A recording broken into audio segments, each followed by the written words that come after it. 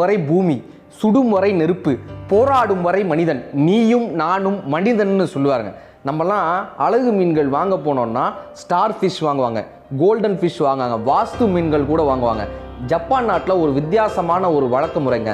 அங்கே இருக்கக்கூடிய அழகு மீன்கள் விற்பனை நிலையத்தில் இந்த குட்டி மீன்கள்லாம் இருக்கக்கூடிய தொட்டியில் சுறா வகையை சேர்ந்த மீனை உள்ளே போடுவாங்களாம்.